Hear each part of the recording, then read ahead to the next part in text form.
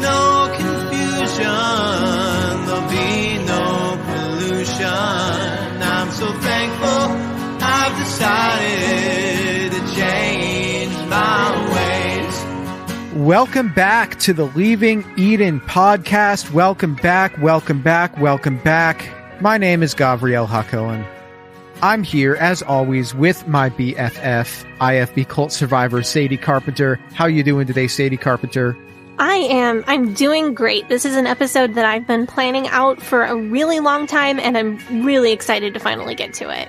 Yeah, I remember when we first started talking about doing it, and you're just like, we need to wait on this one because I need to get all your thoughts in order, I guess, about it. Yeah, a lot of this is my personal theories on things and my own observations. So with PTSD brain, those things tend to be, they're all in my brain, but they're scattered to different locations, and I have to bring them all to the same location. Well, I'm really happy about the way that this one is going to go. I'm really excited to do this. And I'm really just happy to be talking about this topic to begin with, because what we're talking about today is why people join cults, why people join fundamentalism to begin with. Right. What are some of the common chain reactions as far as life experiences go? And how do normal people like you and me end up fundamentalist? We're gonna get deep into all of that. Right, because you were born into it. So this isn't your experience. This is what you've seen happen with other people. Right. So last week we talked about Paul and Morgan Olagus. We talked about Kelly Havens. We're two Christian fundamentalism influencer channels. And I would say that they're on pretty much the opposite ends of the spectrum of like vibes. You know what I'm saying? Like one's very clickbaity, one's very topic oriented, trying to come in with the hot take on whatever the issue of the day is.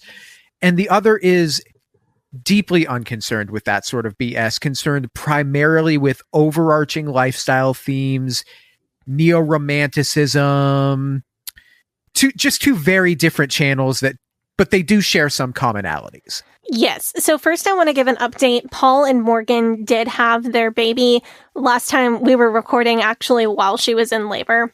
Everybody is healthy and fine. They had complications that required going to the hospital, but thankfully they did have the good sense to transfer to the hospital, which was the thing that I think a lot of us were worried about. I'm so glad they had the good sense to do that. I'm so glad everybody is safe. Their personal and political views are absolutely despicable, but I cannot wish for a bad outcome for a pregnant person or for their baby. I can smile to myself at how much Morgan would hate being described as a pregnant person, but I cannot wish for a bad outcome for her or her baby. So as far as like, what do Paul and Morgan and Kelly have in common? At one point, they were all living what seemed like very average lives. Religion was certainly a part of their lives long term, but it did not dominate their lives. It did not dominate their social media usage. And over the past few years, they've slipped deeper and deeper into their religious views, and they've changed their lifestyles drastically and become more and more strict and dogmatic over time. And we've talked about this before, how fundamentalists of all brands and camps and all parts of fundamentalism tend to become stricter over time. A major hallmark of modern fundamentalism is separation from the world. But the common thought that I see preached from all sorts of different parts of fundamentalism is, well, as the world becomes more and more wicked, we have to become more and more separated and more holy. Some of the people that we've talked about on the show, like the Rodriguez family and the Anderson family, have always been fundamentalists, and they didn't have much stricter that they could become, but they've just become a little bit stricter over time. But many of the people that we've talked about on this show, including Michelle Duggar and Kim Plath and even Rusty and Andrea Yates, started much more mainstream and then rapidly became stricter and stricter. And why did that happen? How did that happen? So that takes us to today's topic. Yeah, we're going to talk about how and why people become fundamentalists and what I think the role of adverse life experiences may be in that. So before we get into that, I just need to say the Leaving Eden podcast is the podcast about my BFF and co-host Sadie Carpenter's life in and escape from the independent fundamental Baptist cult, the cult in which she was raised. We talk about this cult. We talk about other cults. We talk about religion. We talk about fundamentalism in general. And we talk about the real and present threat that cults and cult ideologies pose to society as a whole. And it is our goal to promote freedom of mind, freedom of thought, and freedom of religion. So if you like our show, if you are a fan of our show, there are some things that you can do to support us. You can join our Patreon at patreon.com/Leaving Eden podcast, and you will get access to an extended and uncensored and ad-free version of this podcast. You can join our Facebook group, which is facebook.com/groups/Eden Exodus. You can join our subreddit, which is reddit.com/r/Eden Exodus. Is there anything else that I got to say before we get into just doing the episode? You can subscribe to our show on whatever podcast listening platform you typically listen on so that it's automatically downloaded and ready to go for you on Monday morning. Other than that, I think we're good to go. Thank the Faith Promise Missions patrons. Yeah, Faith Promise Missions, and I gave it all. Yeah, I gave it all to your patrons. Still the same two as the past few weeks. Melissa Mosley and Kathleen Moncrief. I am as excited that you have joined the Faith Promise Missions to your Patreon as I was to find out that there is a wine called Gavi. Which this was a lot of excitement. Yes, I'm very excited about the fact that there is a wine called that I have the same name as a wine. I'm thinking about like buying the wine and giving it to people as host gifts. Anyway, you guys, I love you guys as much as I love the fact that I have the same name as a kind of wine. But our Faith Promise Missions tier patrons are Alex Todd, Anisha Patel, Brittany, Brooke Tully, Carrie R, Chrissa, comedian Big Sexy. Yeah, Justin Bauman. Yeah. Crystal Patterson, Dear Ethan Hansen the Musical, Eleanor Donahue, Elizabeth DeWorth, Emery Fairlosser, My Actual BFF Meg, Hannah Ross, The Lady Rabbi, Jen Kaharski, Jessica Tambo, Jonna, Kat Hedberg, Kay Turwee, Catherine Schneider, Kristen Marie, Lauren Vanderwall, Linda Morgan, Lindsay Goss, Michaela Upright, Madeline Antrim, Madeline Cusick, Marlena Stuve, Mary Martin, Megan Arendt, Mike Smith, Miranda Day, Rachel Bernadowitz, Rebecca Hoyt, Reverend Robert Stutz, Sarah Reese, Shane Horton, Stephanie Johnson, Susie. Oh, is this a brand new one? Tara McNamara. Holy crap. I think it's McNamara. McNamara. Isn't it McNamara or McNamara? I don't know. In the song, it's McNamara's band. Da, da, da, da. You don't know that song because you didn't grow up watching Lawrence Welk like I did. No, I didn't. It could be either one, though. So, Tara, please get in contact with us and tell us which one it is. Tiffany Enderby, Walnut, son of Walnut, Wes the Cowboy. Thank you all. We love you all.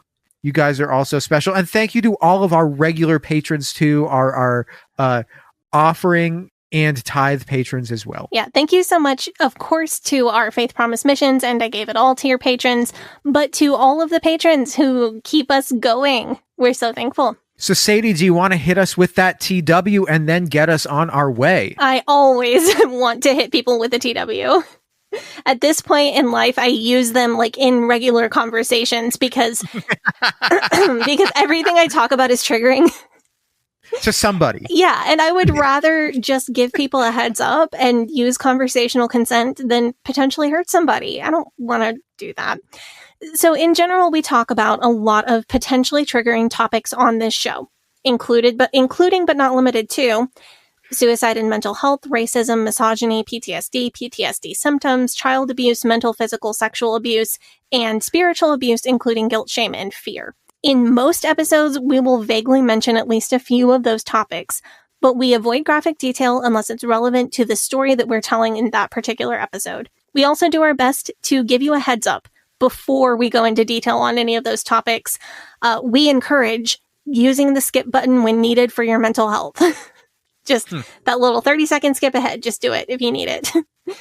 This episode will briefly mention miscarriage, infertility, the death of a young child, families that struggle with addiction, unstable family dynamics, and various types of child abuse. No detail really on those. We will be going into detail on cult manipulation tactics like love bombing and other forms of coercion. So one of the most common things that I get asked is, why do people become Fundie?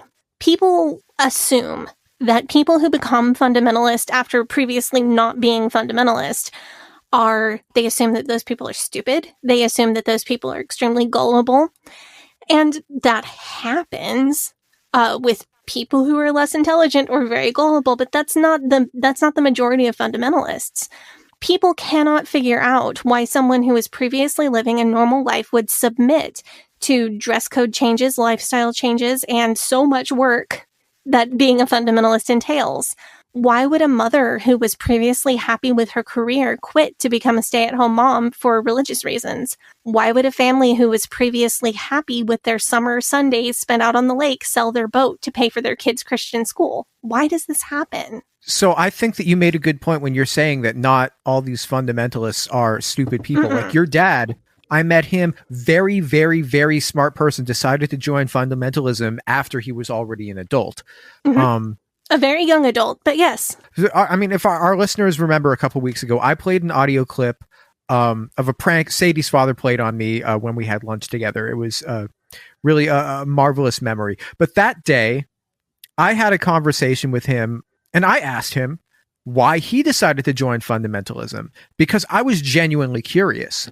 And I would love for you to tell me and tell the audience what he had to say, if you remember. Yeah, so this is what he said to me. And I'm paraphrasing, and this is based on my memory, which, as far as conversations go, is usually pretty good. Yeah, kind of freakishly good sometimes. Really? Oh, okay. Don't tell Gavi something you don't want him to remember.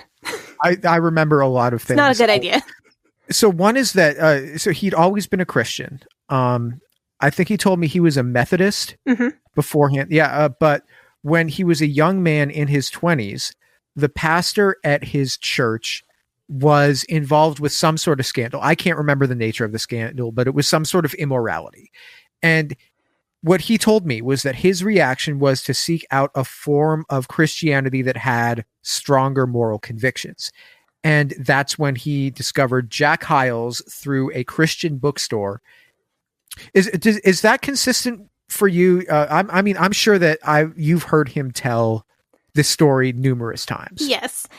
So it wouldn't have been the pastor at his church because he was a pastor at the time, but maybe you're thinking of the bishop that was over him. That might have been who it was, or a pastor at a nearby church, maybe. I would add, in addition to the scandals that were going on in Methodism, my dad also felt like Methodism was losing the fire and the drive that the denomination once had. And if you knew my dad, you knew that he was not a fan of doing things half-ass at all. No. So absolutely not. No. Anyone who has ever called me extra, which is a lot of people, you need to be aware where this came from, because I am the daughter of the most extra person that I have ever known. Man.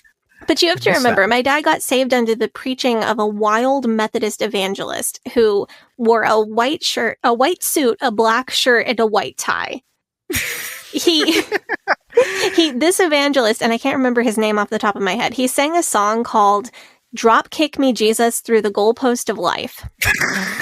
And this evangelist that was like instrumental in my dad's story of becoming a stronger Christian, his faith story, he ran up and down across the stage and kicked over microphone stands and pounded a pulpit just like any Baptist. And that's what he identified with in Methodism. I honestly, I did not know that Methodists got down like that, because the university that I went to was at one point a Methodist university, but then it became a secular university.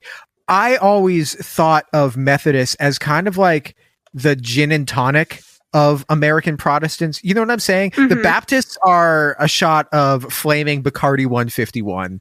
Okay. And that's exactly the point, though. Because back in the day, the Methodists did get down like that. Remember the Bob Jones University episode? Bob Jones was raised partially Methodist. A lot of the big revival, we've talked so much about like traveling revival evangelists, and a lot of them were Methodists. And Methodist salvation theology, a lot of their theology tends to be really similar to Baptist. It's just a hair off one way or the other. Like their baptismal rite is different. And that's one big difference between them and Baptists, because Methodists sprinkle in general and Baptists immerse always. So I was thinking about when we watched, when you had me watch Sheffy. Mm-hmm. Because Sheffy wanted to be a Methodist minister, but they wouldn't let him be a Methodist minister. I think he ended up being, what, a Congregationalist? I don't know what he ended up being, but that was, so I always thought that, okay, well, that tracks with what I thought, because the Methodists were maybe a bit less extra than whatever he ended up being.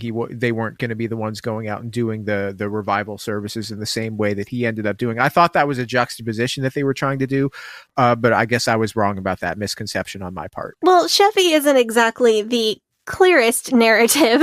It's a bit winding. So there was definitely a time in history when Methodists were extremely evangelical and had a bit more flair in their services. But the problem that my dad had by the time he was like 22, 23 and about to graduate from seminary at Huntington College, the Methodists had adopted what you now know as Methodism, this very quiet, meek presentation of their denomination. No yelling and pounding pulpits. We're all very theological and very scholarly and looking down our nose through our glasses at you. And my dad was a 23-year-old guy. He missed this more bombastic presentation in church services. And while a lot of Methodists were using that new, quieter presentation to be extremely compassionate, I think some of the most compassionate Christians I know are Methodists. Others of them were using it to be very dry and overly scholarly and kind of going over everybody's heads. Ivory tower. Yes, very. And it's probably what's going to split the Methodist convention even further, if you ask me. Not that I know anything. So my dad was seeking a form of Christianity with stronger moral convictions because he was disappointed with the moral standards that he perceived in Methodism. But he also didn't want to be ivory tower. He had all of the intelligence and scholarship to do that if he wanted, but he wanted to reach people in a very real and personal way as a minister. So, and then you're correct with the rest of the story. He found John R. Rice and Jack Hyles through a Christian bookstore that sold their books and sermon cassette tapes. And he just really fell in love with their very bombastic presentation and their life or death kind of preaching. Very intense. And of course that appealed to a 23-year-old. Oh, of course it does. Of course it does. Because you think of the world very black and white when you're young, and things are very clear to you. And as you get older, things get more gray and things get harder to define. Right. Think of a 23-year-old guy that you know would... I'm thinking of myself at 23. Yeah. You know? So it makes total sense why he was in the right space in his life for this to be extremely appealing to him. So do you think this is typical? Do you see commonalities between your dad's story and the story of some of the famous fundies that we mentioned at the top of the episode? So this road is one of the major roads that gets people into fundamentalism. I'm going to have to use an extended analogy. I know y'all hate when I use extended analogies, which is why you're still listening to this podcast. People love extended analogies, Sadie. I'm good at extended analogies. You are very good at them. So I would like everyone to imagine that fundamentalism is a major city. There are different neighborhoods in the city. There's the IFB neighborhood and the modern evangelical like Hillsong neighborhood.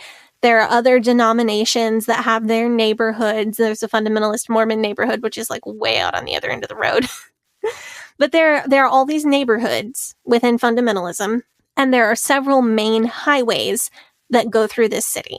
So you can get into Portland on I-5 North or I-5 South, and there are multiple different exits that you can take off of each of those highways to get into the city. You can get into Portland on I-84 West or on 26 East. And then there are also surface streets. You don't have to take a highway to get into Portland. You can get here, if you're coming from Beaverton, you can just drive east on Southwest Barnes Road until it turns into West Burnside, and then you're in Portland. You can drive into Portland from Gresham on the other end of Burnside, or the other, driving west on Burnside or driving west on Sandy, and that'll get you into Portland.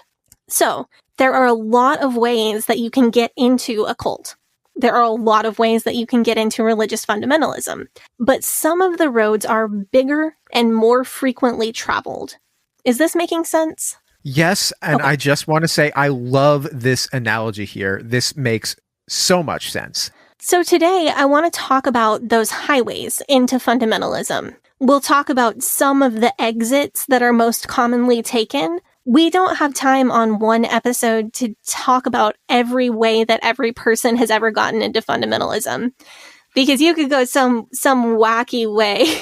You could, the other day I was coming back from Beaverton and my GPS took me all the way down Vista Avenue, and I got to see all the nice, like really expensive houses up in the Southwest Hills.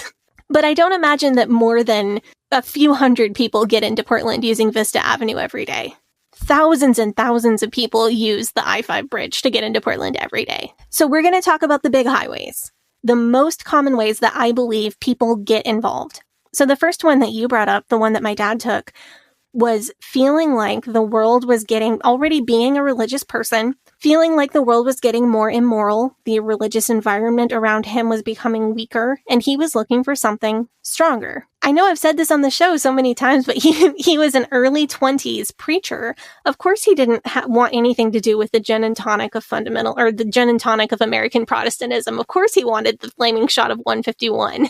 The teachings of Jack Hyles and other IFB leaders were so exciting to him. The way that they preached and how confident they were in their beliefs and convictions, it gave him hope for American Christianity and for America.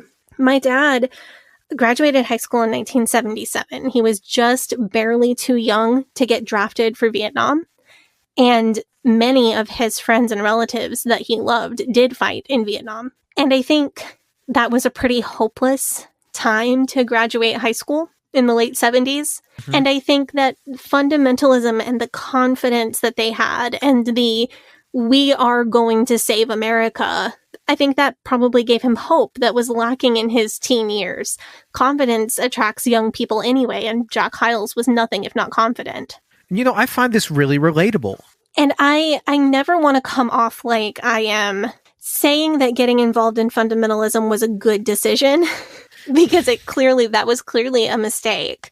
My dad knew that and admitted that, and we talked about it openly. But I don't think it's right to just treat people who got involved like that with this as if it's an incomprehensible stupidity, because it's not. Especially people who are very young. The reasons that they made that mistake I think are clear and understandable. You can't help people if you don't see them as human, and if you don't understand where their heads are and where their hearts are, and if you don't at least try to empathize with their motivations. So I think that's fair. Mm-hmm. Sometimes I have a hard time resisting the urge to dehumanize people that I truly hate, like Steven Anderson or Jack Scott. But overall on this show, we do a lot of work around humanizing the fundamentalists. These are real people, and often the roads that led them to fundamentalism are full of pain and trauma. And your average Fundie isn't like a heartless psychopath like Steven Anderson is anyway, so. Exactly. Yeah. So today we're going to talk a lot about who your average Fundie really is, and how people like you and me end up in this. If you think back as well to when we talked about fundamental seduction, Mr. Voyle Glover in that book talks about being a really young guy when he got sucked into First Baptist Church of Hammond. I don't have the book on me, but I feel like he said he was like 19 or 20 at the time. So one common path into fundamentalism is this concept of wanting stronger moral standards, wanting something a little tougher, something that really makes you feel something. And this is really relatable because life and making decisions is so much easier when you have a clear sense of what's right and what's wrong. Yeah, and that's definitely something that young people tend to experience. Kelly Haven-Stickle actually wrote about this very recently on Instagram in the last couple weeks, I think. She wrote something about how she really enjoys not having to think about her decisions because every decision is a moral one, and she just follows her morals and God and her husband and doesn't have to make a lot of decisions. That's very attractive to young people, especially if they were raised in a cultural environment or a home environment where things felt too unsettled, like there wasn't a clear right or wrong. That brings me to another commonly traveled path, which is people who had traumatic childhood experiences of one kind or another, and fundamentalism promised them something better.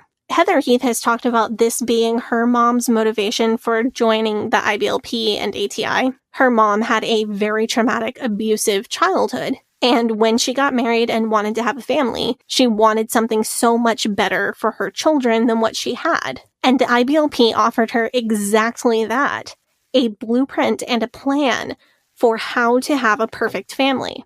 Heather's mom didn't have that blueprint at home. She didn't know what a great relationship looked like. She felt like she didn't know how to make a good family. And IBLP said, we have the answers. We have all of these books. Our entire system is about how to make a perfect family. And if you follow our system well enough and you're committed enough, you will get exactly the outcome that you want in your family. You've spoken before on the show about how a lot of Fundie boys and a lot of Fundie girls will have almost the same personality, like an interchangeable personality, almost like the same interests. Do you think these two things are related?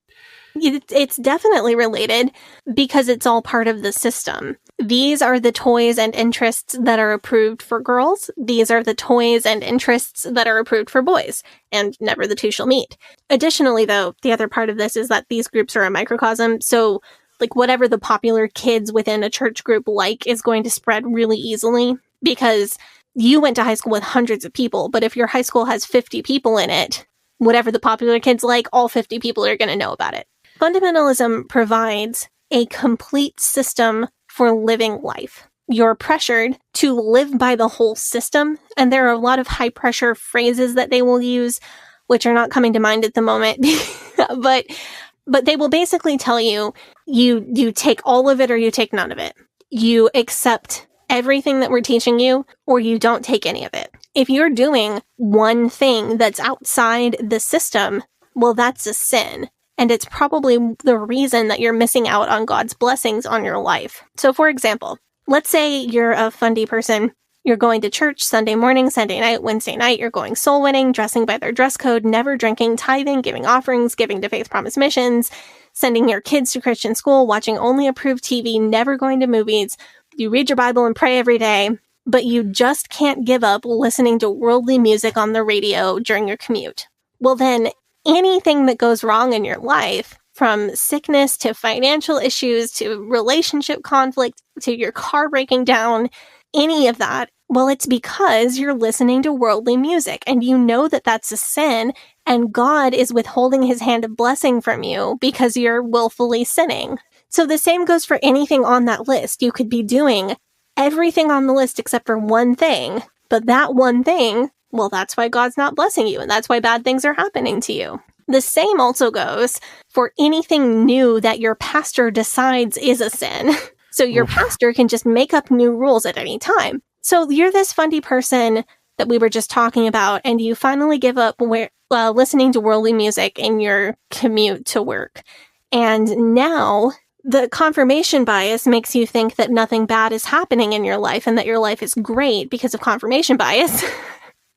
And then if anything bad does happen to you, well, now it's the devil attacking you because you're living for God. And you have all this support from your community if anything bad happens to you. But after you've got the worldly music situation sorted out, one day your pastor decides that pattern ties are feminine. Therefore, men shouldn't wear them. And men should only wear solid ties. And you show up to church the next week and you're still wearing a pattern tie because you heard him say that and you were like, yeah, that's BS. I'm not doing it.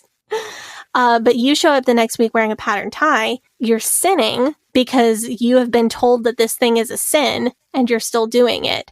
And you're also disobeying your pastor's authority. So now you're double sinning. And anything that goes wrong in your life that next week is, well, you're missing out on God's blessings because you're sinning. So that's kind of how the pressure to accept the entire system works. That's, wow. Question. Do you think that this is why there's so much disdain that I see this from evangelicals a lot, and fundamentalists a lot, is I see a lot of disdain towards people for whom life is messy, like people for whom the system doesn't operate as it should. So maybe they have to go into greasier than ideal professions to get by. You know what I'm saying? Example, do you remember Eric Garner? Mm-hmm. Right? He was choked to death by the NYPD. He was selling loose cigarettes. He was selling untaxed cigarettes. Aside from all of the racism, of course, the reaction that I remember coming out of the evangelical sphere and the fundamentalist sphere was, well, he shouldn't have been selling untaxed cigarettes. Yes. Yeah, well, you shouldn't have broken the rules. So someone who is so poor that both parents absolutely have to work, or someone who absolutely has to work on Sunday or on Wednesday night to get enough overtime to feed and clothe their kids, or single mothers or divorced people or people who join the church and can't afford a whole new wardrobe to follow the rules right away.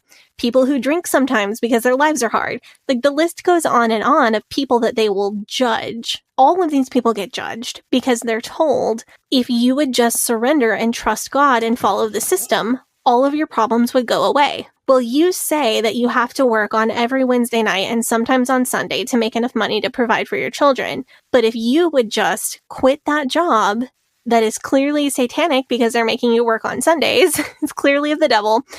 If you would just quit that job and trust God to provide you a new job, then God would provide for your family, even if you're unemployed. Now, don't take unemployment because that's welfare and we hate the social gospel. But if you just quit that job, God will provide you a new job that will be enough to take care of your family. And if you're like, no, I'm not going to quit my job until I have a new one because I have 7 children that I have to feed, then you're judged because you don't have enough faith in God to follow the complete system. So a lot of these fundies, in case you didn't catch it, what they have is just enough privilege, just a little tiny bit of privilege, just enough to look down on those people who aren't following the whole system. And it gives them a moral justification for treating any kind of marginalized people badly without any understanding of what their situation in life really is. So it's the same classist kind of thought that said, Eric Garner, well, he just shouldn't have been selling untaxed cigarettes. It's that same line of thought, but there's a religious justification that's been woven in very tightly.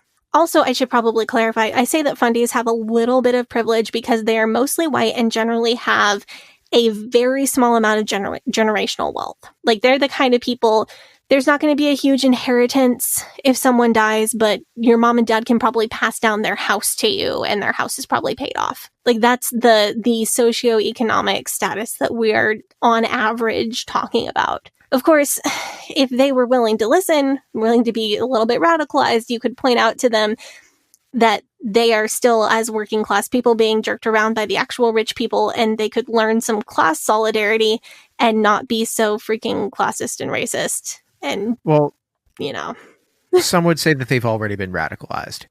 True. Unfortunately, they've been radicalized by the hatred of the social gospel, so they have a religious justification for having no class solidarity. Yeah, I mean, well, the religious teachings also, I've noticed, make it possible for them to look down on rich people as well. Right. Because fundamentalism is a complete lifestyle system that only works if people following that system are the only ones doing it correctly. The whole thing falls apart if you aren't the only ones with the secret to the only correct way of doing things. So last week, you were talking about Paul and Morgan, Olagus. You were telling me about how obnoxious you found Paul's smugness. I mean, it was pretty obnoxious. I guess it didn't bother me as much because maybe I've encountered it from Christians who sort of their attitude towards me was that they're the ones with the answers. They know what the right answer is, and they're going to be the ones that have the last laugh in the afterlife. And eventually I would come to see that they were right all along, but then, by then it's too late. And I'm right. burning in hell, I guess. Unless they're the ones that say, oh, Jews go to heaven too, but like, So the IFB and other extreme fundamentalists, they do have that mindset of, well, you'll see when you die and it's too late. Like they're kind of smugly waiting for you to be burning in hell so they can like get off on their sense of being right, which is pretty disgusting. Tisk, tisk, tisk, you know. Yeah, I mean, that's pretty gross to ever be excited about the idea of someone being in eternal torture. Not saying that I don't enjoy the idea of like serial killers and genocidal people going to Steven hell like, as a concept, even though I don't really believe in, I'm not sure I really believe in it. As a concept, I do enjoy that. But the idea of enjoying a regular person who believed wrong going to hell is pretty gross to me. But IFB and other extreme fundamentalists, they have that concept, but they also have the concept of, well, you'll see when you die, but you'll also see in this life, because your life on Earth is going to be a disaster if you don't follow our path. This is another reason I think they like to send their teenagers off into the parts of town with the worst reputation, because the IFB really had me convinced that everybody in the outside world outside of the IFB was living in squalor, getting divorced multiple times, dealing with heartbreak, having kids they couldn't care for properly, struggling with addictions, and that none of that existed within our bubble. Both of which concepts are incorrect. But that was the majority of what I saw in the outside world. When I did go into nicer places, nicer neighborhoods, and see people who had their lives together more, what I was taught about them is, well, they're lucky for now. They are having a good time in their life right now, but they will still face a greater incidence of personal disaster and heartbreak than someone who was IFB. They will still have a worse life than someone who is IFB. Is there an assumption that if somebody is rich and not Christian, that they achieved their riches through ill-gotten gains? Yeah. So they're either working for Satan, or they are lying and cheating their way to the top, or some other nefarious activity. So thinking back to people who had traumatic or abusive childhoods and they want something better for their own family, their own kids, a lot of people who had that type of childhood dealt with a lack of structure. Maybe their parents weren't able, for whatever reason, like neglect or addiction or poverty or whatever, to provide their kids with consistency and structure. Their parents may also not have been capable, for many reasons, of teaching them life skills, like financial skills, cooking, and how to manage your life in general. And these people see the IFB. And there's not only a highly structured life and lifestyle, there's a comprehensive blueprint for living life. Not only that, it's also promising them a perfect outcome. So to people who came from really tough backgrounds, it seems like a great solution. Here's a plan, here's structure, just follow this plan perfectly, and your kids will never feel about you the way that you feel about your parents. This is the best and only way to pull your kids out of the cycle of abuse that you experienced, and everything we do is focused on making the best life for children. And of course that sounds appealing. Of course it does. I am not a psychologist, but I have been to therapy, and one of the general concepts that I have been told is that when humans go through a physically or emotionally traumatic experience, they often act out in other ways in order to try to take control of the situation. So if somebody gets robbed, or they get broken up with by a partner that they really love, or they have a family member die, they might start cleaning their house very thoroughly, or they might develop an eating disorder, or they might do something else that makes them feel like they have full control over what is happening in their life. Exactly. And what is more controlling than a high control group or cult? So speaking of psychologists, I do think that this leads to one more highway to fundamentalism that I want to talk about before the offering break. I think the path that Kelly Haven-Stickle took into fundamentalism is maybe adjacent to this. Having read a lot of her Tumblr, her Instagram posts, especially the recent post she made about not wanting to think too much and enjoying the security she feels because her husband and God are making most of her decisions, I think her religious obsession is a way that she copes with mental health struggles. So we know better than to stigmatize all people with mental illness as unemployed or lazy or people who don't have families or lives. Mental illness can certainly steal a person's ability to have a job. It can certainly steal their motivation and their relationships. And those are very real effects of mental illness, but that's far from being the case for everyone. Plenty of people with mental health issues find coping mechanisms, from very healthy coping mechanisms that work well for them to maybe not so great coping mechanisms that are destructive. But many people with mental illness find something that gets them through and allows them to be functional or semi-functional and live a life that they're happy with. I think fundamentalism becomes that coping mechanism for some people. And by the way, I do think this is what happened to Andrea Yates. I always want to center her over Rusty in the conversation because her struggles should have been paramount. But also, being married to somebody who has major depression or postpartum depression is not easy. And certainly what Andrea went through was extremely difficult. I think that the Yates fell further into fundamentalism. They spiraled because it provided both of them a way to cope. For Andrea to cope with her mental health difficulties, and for Rusty to try to regain control when he felt like things were out of control.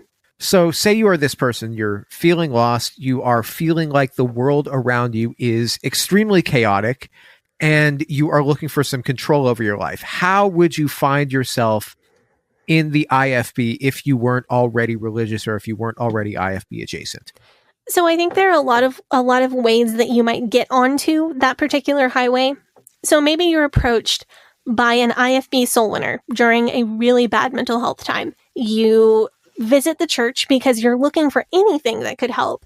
And if you were having a really bad mental health day on a Saturday and you were walking down the street and somebody walked up to you and said, "I've been sent to you from God and I have all the answers for your life," you might be in a vulnerable place and inclined to believe them, or at least be willing to give it a try. You visit the church because you're desperate for anything that can help, and you're attracted to the sense of structure and the joy that you perceive everyone there to have. And you want that for yourself because of course you do, because you're in a really bad mental health place. Maybe you were raised religious and you have predispositions towards something like religious OCD. And since the IFB is basically institutionalized religious OCD, it fits with things that you were already thinking about. You already had the seeds planted in your mind for, I need to do everything perfectly by a prescriptive set of rules. And if I do that, then bad things won't happen to me. And if I don't do it, then bad things will happen to me. And then adding in the religious factor is a natural step. Maybe you're depressed and you meet someone who is IFB, maybe at work or in your family or wherever, and they are projecting this extreme happiness and joy. And they're talking about how everything is going great for them all the time, because that's what IFB people are told to do. And you think, well, maybe if I try out their church, I will be happy like they are. I think that last one is the one that I heard about the most often when I was IFB, both in the sense of this is something you should be doing, and in the sense of this is how I joined the church. We were told that we always had to be smiling, always joyful, because people in the world are watching you. And when they see how joyful you are, they will want what you have. And I knew plenty of people who converted that way. Of course, it's very difficult to project that kind of constant happiness if you're not happy. And that in itself leads to mental health problems because of the disconnect between the feelings you feel and the feelings you're supposed to be showing. Dude, that sounds so draining. It is. It does. It's also to do with why a lot of autistic people who grew up Fundie miss an early diagnosis and then end up getting diagnosed as adults, because masking is actually a tenet of the religion, and it's something that is drilled into you from birth. Dude, growing up neurodivergent in the IFB seems like its own flavor of hell. It just does. Say you decide to attend a fundamentalist church service. What's going to happen if you're a new person they haven't seen you before? So any way that you get in, whatever highway you take to get there, there is a pattern and a system that's going to try to get you into the church. They have this pattern and the manipulation down to an absolute science. So immediately you'll be love bombed. People will be so friendly and so warm. You'll immediately be given responsibilities and asked to do things. So you visit for a Sunday morning service and somebody buddies up to you and asks you to come back for Sunday night. You go to Sunday night, you get invited back for Wednesday night. And then members will use manipulation tactics. If someone has ever tried to sell you a timeshare, it'll be a lot like that. So they'll say that they'll be saving you a seat. They'll be texting you throughout the week if you give them your number to say how excited they are to see you on Wednesday night.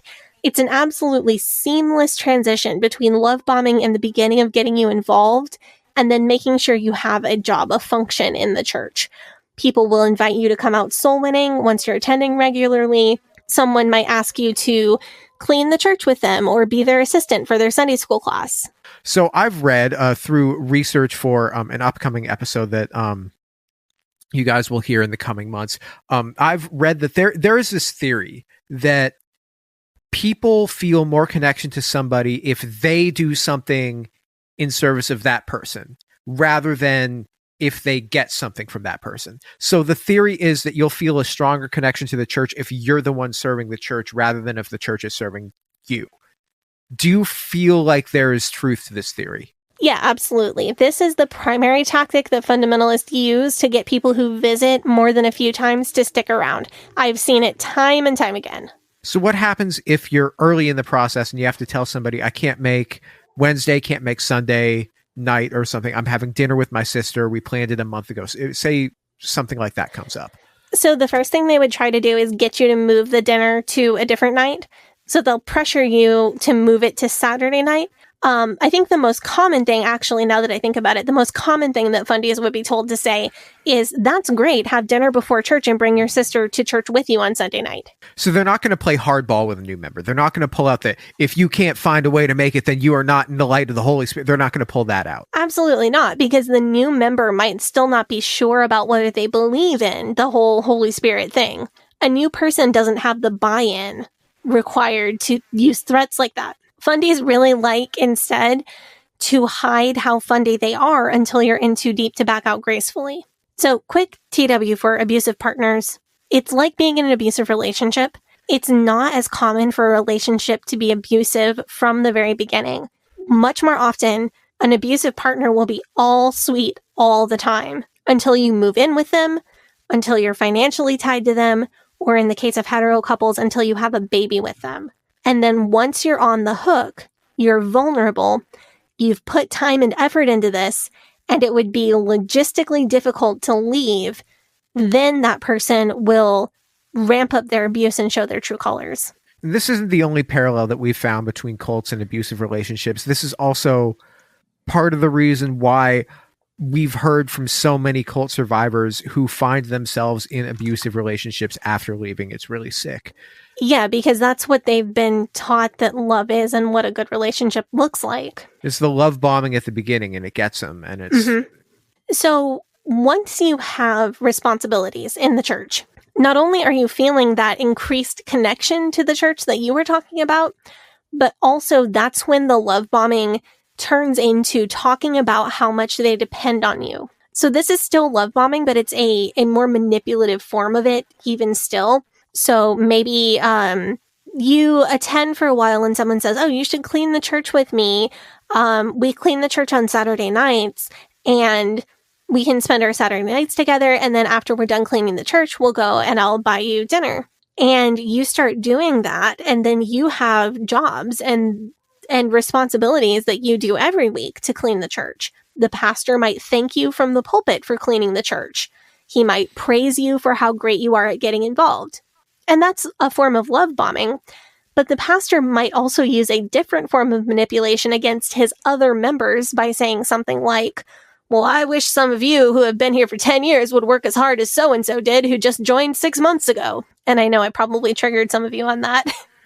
But publicly praising one person at the expense of another person or a group of people's public humiliation is a extremely common abusive, manipulative tactic that IFB preachers use. I would bet money that every one of our listeners who has ever been IFB has heard that happen.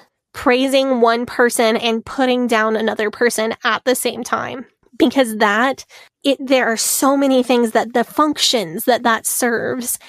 The person who's been praised now has to keep up their current level of whatever it is that they're doing. The person who has been put down has to step it up or deal with the societal shame. The people who are in the middle, who are coasting, not doing above and beyond, but not doing anything either, those people get a warning. You can be like this person who's excelling, or you can be like this other person who's underperforming. And there is praise for one thing, and there is condemnation for another thing. So the people in the middle will step it up as well. So it's an either or thing. Yeah. You can't be, yeah, okay. Right, because Ephraim is like a cake not turned, and because God spits lukewarm water out of his mouth. It's Bible stuff. Wow. Yeah, being lukewarm is like a huge, huge IFB thing. I think it's one of the... I think it's in one of the prophets, but it could be somewhere else. But someone is speaking for God and says, you are lukewarm, you are not hot or cold. I wish that you were either hot or cold because you're lukewarm. I will spew you out of my mouth. Somebody's going to have to give me the reference because I'm not Googling today. So all of a sudden, you have responsibilities at church that you feel like you have to apologize if you miss a week. You have to let people know if you're going to be out for a week. You might even have a responsibility so important that you can't miss a week without asking someone to cover for you. Your personal time is quickly deteriorating. You're busy, you're tired, you're being love bombed all the time, and you are not going to think, I should maybe check out this church's Yelp reviews and see if someone has been seriously messed up by the abuse here. You're not going to have time or desire to do that until much time has passed. And months or years down the road, maybe you start to see the cracks in the facade. Maybe you've met someone who was hurt by this church and they warned you. But by that point, the IFB is counting on several things to keep you in. So they're counting on you having been convinced of the religious teachings. They're counting on you having responsibilities at church that you would feel guilty for not fulfilling. Remember Paul Sand, who quit his Sunday school class, and how hard Jack Hyles guilt tripped him over that? Yeah, and then he went and became a murderer. Right. So you're guilty if you don't do your responsibilities, but you're also scared to quit them because you might become a murderer. And they're depending on you having interpersonal relationships that you wouldn't want to break. They're depending on sunk cost fallacy. Well, I've put 4 or 5 years into this church. I can't just walk away now. And they're depending on you having listened to the teaching about how all negativity comes from the devil and all those Yelp reviewers are lying Satanists. So at this point, have they already done the whole, okay, you can't wear pants to work thing? Yeah, so early on in the process, church members will take you under their wing and work you through each different thing that you're supposed to change.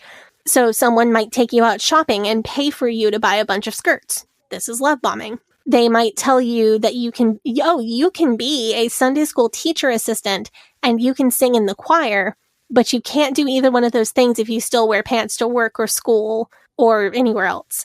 So they're offering you responsibilities and status, but only if you'll give something up for it. And then that adds to the sunk cost fallacy, because then it's like, well, I threw away or burned $500 worth of pants and now all I have is skirts. And do I really want to leave and go back to wearing pants? Because I don't even have any anymore. They'll have you throw all your pants in a bonfire in front of the church, which is manipulation because they're convincing you to destroy your possessions and make a physical sacrifice for the church. And then everyone, which is also idolatry. True. And then when you do burn your pants at a bonfire, everyone will clap for you and celebrate you and cry about how wonderful you are. That's more love bombing. And then you gave up the pants, so now you're allowed to be a Sunday school teacher assistant and you're allowed to sing in the choir. So of course you're going to accept those responsibilities because you've already made the sacrifice for them. But now you have the responsibility. You have to be at church 3 times a week because otherwise you'll lose your position. You have to be in the Sunday school teacher meeting. You have to be at choir practice. You have to sing in the choir. You have to assist in Sunday school. And if you decide to go back to wearing pants, you will lose those responsibilities and you will face shame and you will lose all the friendships that you made through those responsibilities. So you follow the rules to keep the responsibilities so that you keep getting love bombed and you don't end up as that guy that the pastor humiliated in front of everybody in order to love bomb you at the very beginning of this process. So they will just work you through anything that you do that is considered a sin, kind of methodically. So they'll start with the big sins. Like if you're living with a partner you're not married to, or if you're working as a bartender, they will start by encouraging you to get your own place. And they'll tell you that God will bless you financially if you tithe. So as long as you tithe, you'll be able to afford an apartment. Maybe even someone in the church has rental properties and they will set you up there and let you rent from them. And then they'll encourage you to get a new job that isn't alcohol related. Maybe even someone in the church owns a business and will offer you a job. Do you see where this is going? Yeah, and so you're dependent on them for your everything. Housing and your... Yes. Man. Scary. Ah. Wow. And now they have the leverage to continue working you through giving up the smaller, quote unquote, smaller sins.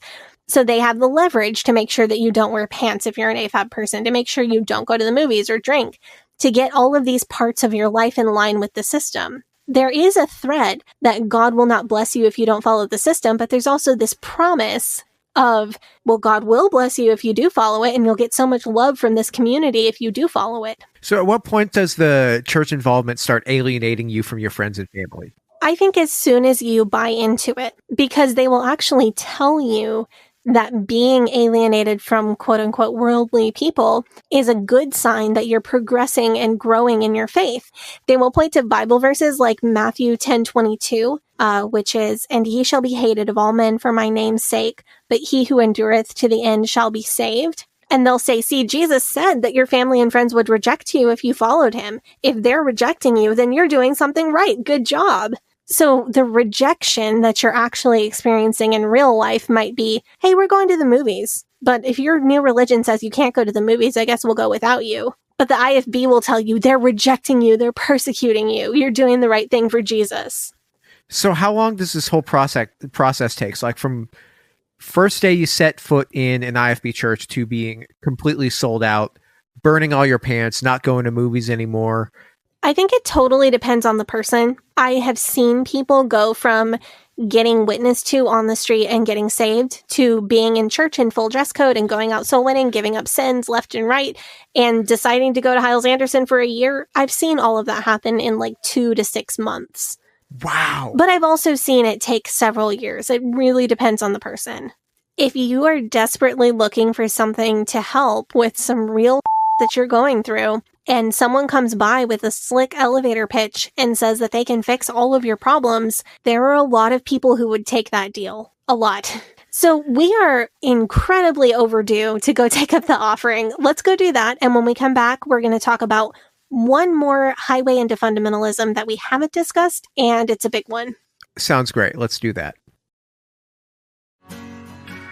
Hey, Sadie here. If this is your first time listening to the Leaving Eden podcast, make sure you go back and check out episode 57. It's a primer episode for new listeners. That episode tells my personal story and gives you all the terms and information that you'll need to know going forward. Also, check out our cult true crime series, The First Family of Fundamentalism, so that you can get the whole cult story. If you like our show, you can support us by joining our Patreon, where we have extended and uncensored episodes as well as other bonus content available. You can also join in the discussion in our Facebook group. That group is called Eden Exodus. Tell a friend, tell a family member, tell your worst enemy.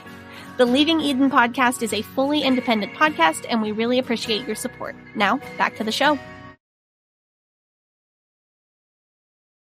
We are back from our break, and we have talked about 2 ways in which people get roped into fundamentalism. Sadie, what's the 3rd way? So I would say we've talked about 3 ways already, because we talked about people who are looking for something exciting and real. We talked about people with past trauma who are looking for something better. And then we talked about people who are using fundamentalism to cope with mental health issues. Oh, okay. I guess I lumped 2 and 3 together. Well, they overlap. I think it's really, really common for somebody to have 2 of these things. But however you want to count it, the other major highway into fundamentalism that I want to talk about today is actually one that we've seen played out on TV more than once. So I want to dial it way back to the story of Jim Bob and Michelle Duggar. Thankfully, the whole family has become pretty irrelevant since... Everything that happened? Yeah, everything. Lost their TV show. Jim Bob lost the primary. Josh went to prison for being an pedophile, and Geronimo lost his election to a Democrat. Yeah, all of that. But do you remember the story of how Jim Bob and Michelle became involved with fundamentalism? They had a miscarriage, right? Yeah. That was the...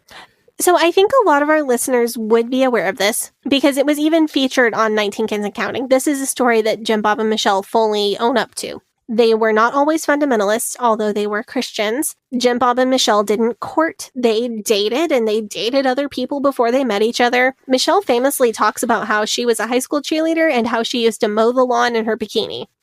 So as they were dating and after they got married, they were involved in church. They were a Christian family, but they weren't living by the IBLP system in any way, shape, or form. Michelle, early in their marriage, she got pregnant, and that pregnancy didn't turn out well. Well, the baby was born, the baby was healthy, but it grew up to be a nasty pedophile. She went on birth control. Sorry, I had to take a crack at him. He is a pedophile, so, yes. You know. Michelle went on birth control after giving birth to Josh, but she got pregnant even though she was on the pill. She did eventually miscarry that pregnancy, which she and Jim Bob named Caleb. And you're right, it was after that miscarriage that they started to re-examine their religious views and become more religious. A doctor incorrectly told them that the miscarriage had happened because she was on birth control. And somewhere in there, they were exposed to quiverful teachings. So with all of that together, they became convinced that this difficult and painful miscarriage happened because they weren't trusting God with how many children they would have. They were taking matters into their own hands by using birth control. We don't know exactly what year Jim Bob and Michelle got involved with the IBLP and the ATI, but it was within a few years after this miscarriage happened. So the highway into fundamentalism that we're talking about here, I'm going to call it the adverse life experiences highway, or the traumatic events as an adult highway. I do think it has some different lanes. So one lane might be something bad happened to me and I feel like it's my fault and I want to fix whatever I did wrong that made this happen to me. The other lane might be something bad happened to me and I need an explanation why it happened. Even if the explanation is that it's my fault, that's okay. I have to have an answer. And feeling like something is your fault is very common in times of grieving something that has happened. It's one of the natural ways that your brain tries to process pain that you couldn't have even imagined before you experienced it. It's also a logical and pragmatic thing to do because it's psychologically going to be rooted in the natural response of how do I prevent bad thing from happening to me again in the future? Mm-hmm. So for someone like me who lost a parent, the feeling might be, I feel like my parent's death is my fault somehow. And that's not an uncommon feeling. That's a thing that a lot of us have pop into our heads when we're in extreme grief. But it becomes a way into fundamentalism if you're thinking, I feel like my parent's death is my fault somehow, and I think it happened because I'm not a very good person, and I need to be a better person because the guilt is consuming me. So the IFB comes along if you happen to be exposed to these fundamentalist teachings at any point in this grieving process. Fundamentalism says, well, probably God didn't take away your parent to punish you, but God took your parent away to teach you a lesson. God knew that if he let someone you love very much die, you would come back to God and start living a more righteous life.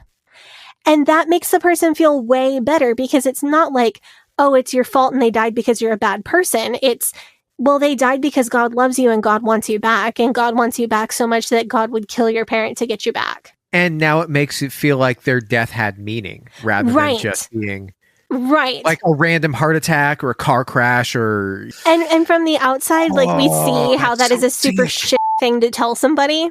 That's so But when you're in that phase and you're like in heavy grief, it makes a lot more sense because you're psychologically super vulnerable. Feeling a need to ask why something happened is also extremely common in grief. Like, why me? For me, why my dad? Why did this happen to me? And what is fundamentalism great at? They're great at having an answer for everything. So you say, why did my parent die? This sucks. And the IFB says, well, your parent died primarily because of the sin curse, because Adam sinned. But in particular, God had a plan for why your parent died. God chose the exact date and time. This wasn't random or unplanned. It is all a part of God's exact plan for the world from creation until the end of the world. In order for this sort of teaching to find a hold, do you have to already be open to it?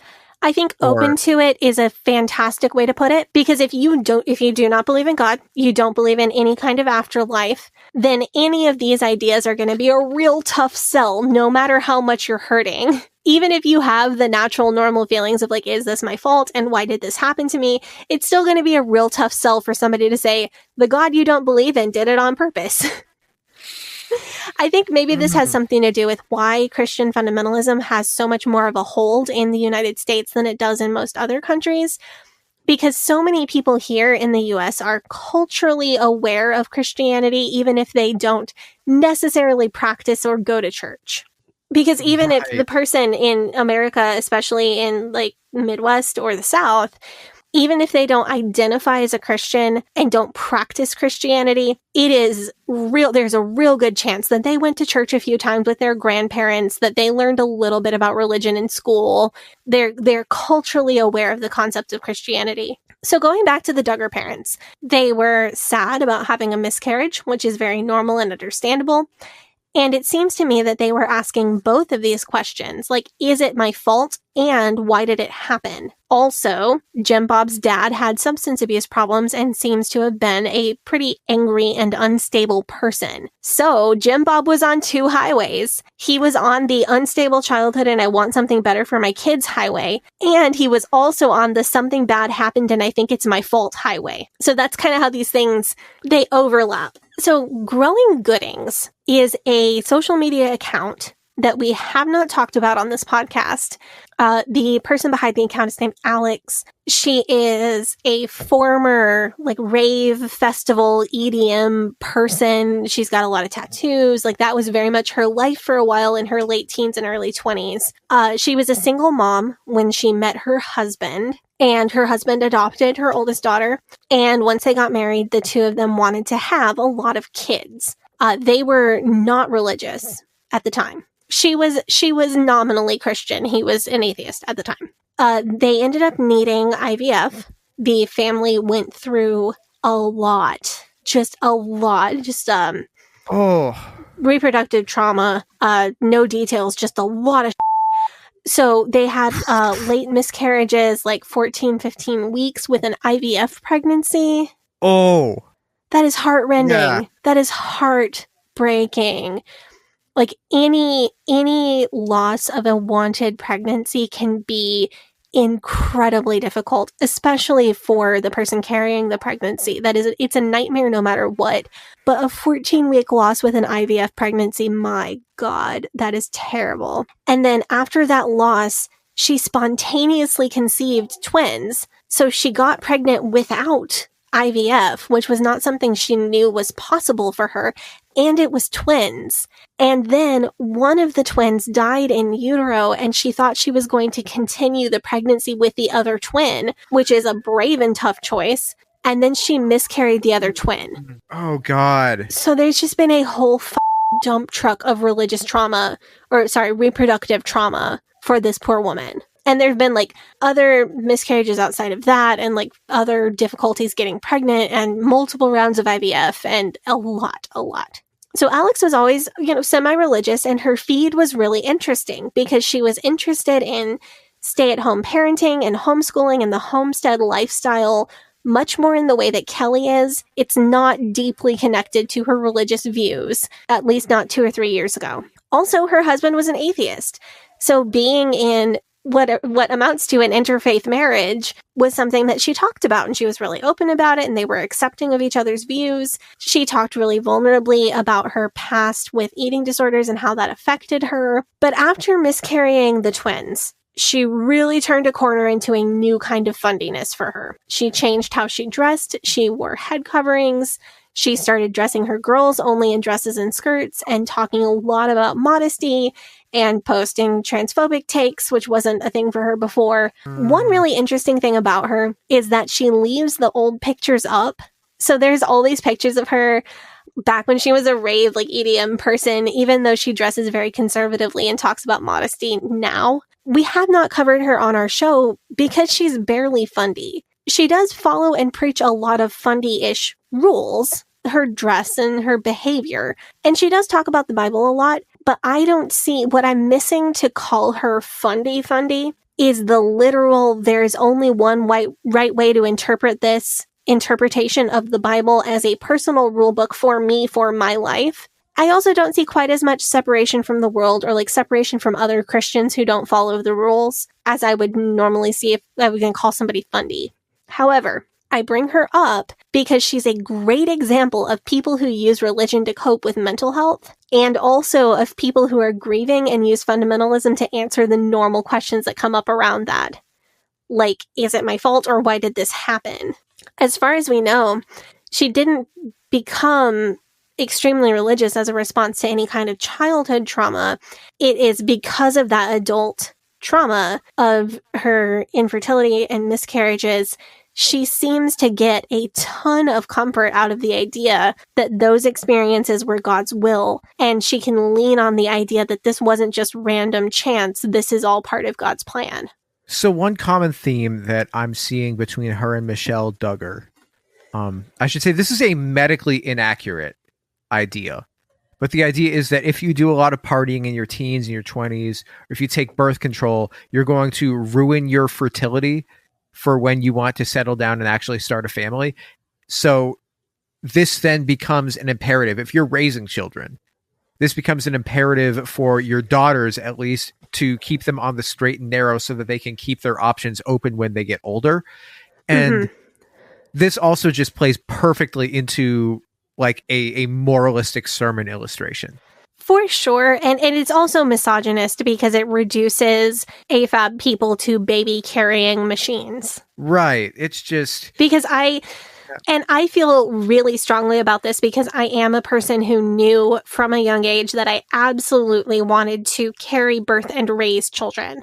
And that has always been, I mean, I have broken up with partners because they were sure that they did not want to have children. And it was something that was a deal breaker for both of us that I absolutely did and they absolutely did not. And I think that's extremely valid. I fully support people who know from a young age that they do not want to be parents because I have known from a young age that I did. And if it is valid for me to know and now be living out that dream of having kids, it is valid for somebody else to know that they do not want to do it and for them to live out their dream as well. So Alex from Growing Goodings, she talks about her eating disorder as well as something that the doctors told her that she would never be able to have children because of. And at some point, I want to do an episode about Fundie's trying to use junk science to prove their religious concepts, or at least to try to prove the divine intent of religious. You know what I'm saying? Yeah, that is a very real and big thing. Similar to Kent Hovind, but not quite that wacky.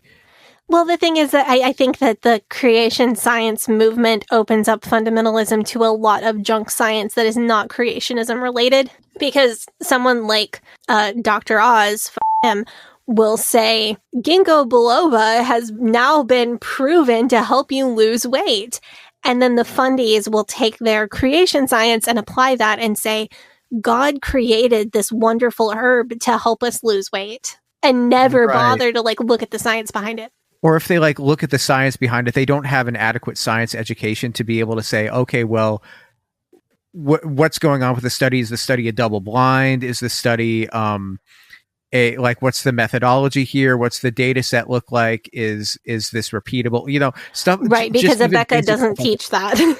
So speaking of junk science, I think we have really good evidence also for the Plath family coming into fundamentalism because of a tragic experience. We've talked about the death of their son, Joshua, and even on the show when we did the season 4 recap, Micah straight up asked Kim, why did you raise us the way that you did? And Kim said, we thought it was better to err on the side of too strict than to not be protective enough over you. So they were worried about their living children, which is extremely normal as a reaction to losing a child, very understandable. But that worry led them into extreme religious beliefs and extreme practices of isolation that really damaged their living children in the long run.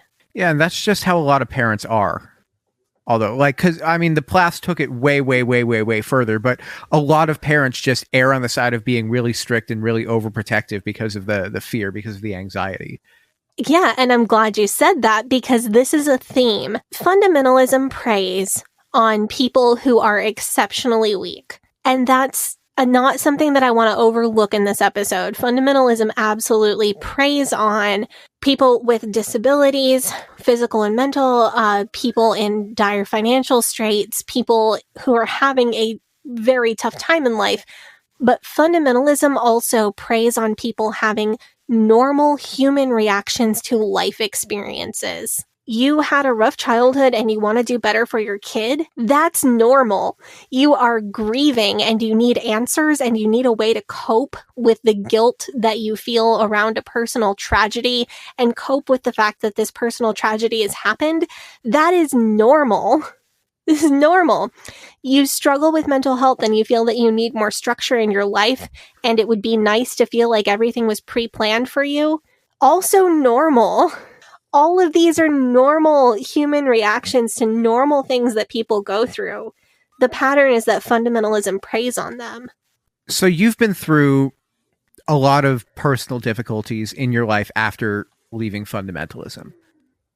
Was there ever a time when you wanted to go back? Did you ever miss the sense of control over every aspect of your life? Absolutely. And I'm not even ashamed to say that. There were several points, and I'm sure there will be in the future, where the brainwashing gets to me, and I think, well, maybe bad things are happening to me because I left, and maybe if I go back and be really good again, then God will bless me. There have been times where I felt like the decisions you have to make when someone else isn't making your decisions for you were too overwhelming and too difficult, and I really missed back when I just had a rule book to make decisions with and did not have to think so hard. What would you say the antidote is to this kind of thinking? So first, if you feel this in tough times, if you have left fundamentalism and you get in a tough time and you think, well, maybe I should go back, I want you to release yourself from the guilt of feeling that way. When I get these feelings, I am not beating myself up. Like, Sadie, how stupid can you possibly be from wanting to get back or wanting to go back? I realize that that reaction was programmed into me through brainwashing, and that having that feeling or having that reaction does not make me a bad person. But the antidote is relying on and trusting your new beliefs. If you're a person who ended up as a non-believer, atheist, agnostic, or otherwise, rely on the logic and the knowledge of yourself that got you to that belief. If you're a person who ended up as a believer in a much more merciful and less petty God, a God who made you the way that you are and gives you a lot of leeway on how you live your life as long as you are as kind and loving as you possibly can be, rely on the faith that pulled you through that massive personal transition and the faith that you now have in that loving and merciful God. You were smart enough, whether you ended up as a believer or not, if you have come to a new belief, you were smart enough and brave enough to get yourself from there to where you are now. And you can do it again if you need to. So my antidote to that kind of thinking is remembering that I don't believe in a small and petty God who would hurt me because I broke commandments that were needlessly obscure, and that I fully believed with all my God-given logic were intended for a certain culture at a certain time. I do not believe in a God who would hurt me or remove kindness from me when I was genuinely doing my best. Because even in my humanity, I can't imagine wanting to hurt my child or withhold anything from my child if they were doing their best. So actually, yesterday, I was dusting the house and Chuck was interested in what I was doing. So I handed her the duster and she was fascinated. She wanted to dust the record cabinet. So I handed her the duster and I tried to show her how to do it. She missed a lot of spots and she flung a lot of dust around the house. And I was so thrilled with her effort. I took like 20 pictures. I sent them to everybody I know. I was so thrilled. I had no thought in the moment of trying to make her dust perfectly. She's 19 months old. 18 months old.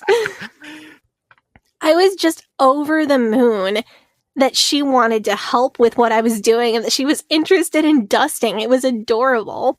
And I believe in a God like that, not a God who disdains our best efforts because they aren't perfect. I believe in a God who's thrilled that we're trying, as long as we're doing it with love. So that's the antidote for me. along with remembering all of the reasons that I left fundamentalism to begin with. I acknowledge that some parts of that belief structure are comforting and familiar, but I remember that it is an unsafe, corrupt, toxic, and manipulative environment, and I remember all of the miserable reasons that I would never want to go back to that. But your reasons for leaving may be different from mine, and your new belief may be different from mine. That's okay. Rely on whatever those are for you.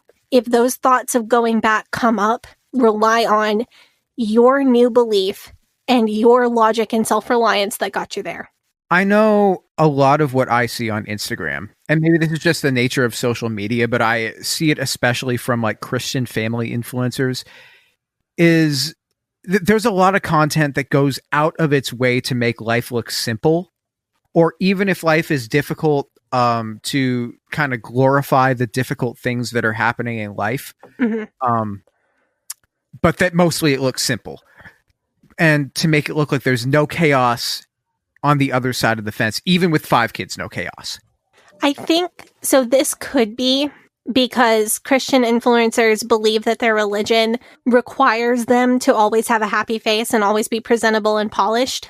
But on the other hand, I think Christian influencers may be, like all influencers, may be presenting a certain level of peace and perfection because that's how they cope themselves with the chaos that is in everybody's life, and that's how their followers cope with the chaos that's in everybody's life.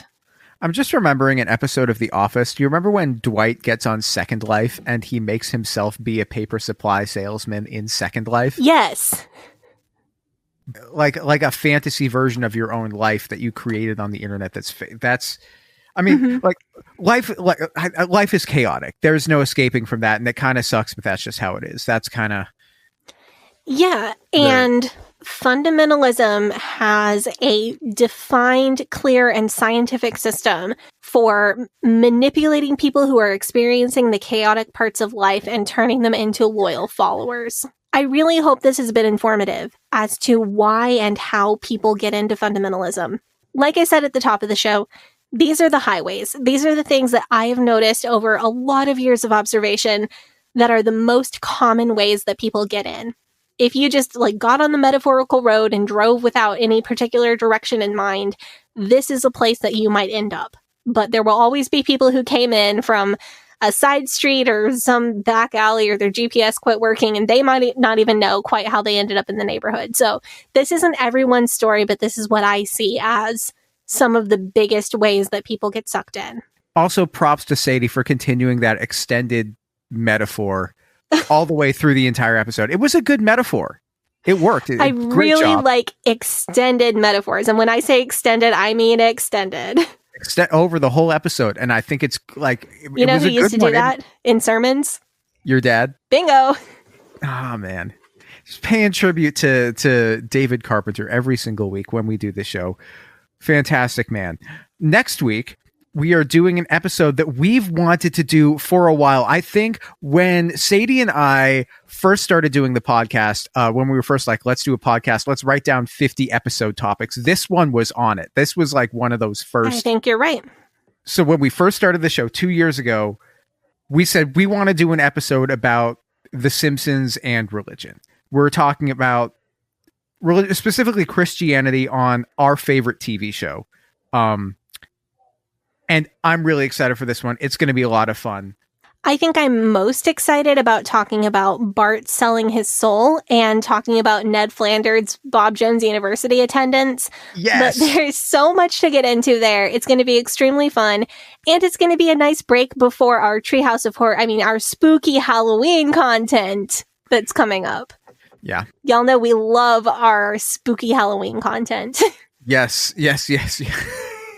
No, so our next month of podcast episodes is all planned out now, and I'm looking at the list right now. I'm gonna tell you, every episode that we have is going to absolutely slap, guaranteed. Yeah, so but I'm super excited for the one that actually comes out on Halloween. That's one of the ones that I think was on our very first list too. Yeah. Yeah. So oh excited. Man. Oh, I know which one you're talking. It's really exciting. Anyway, Thank you guys so much for tuning in. Thank you guys so much for supporting the show.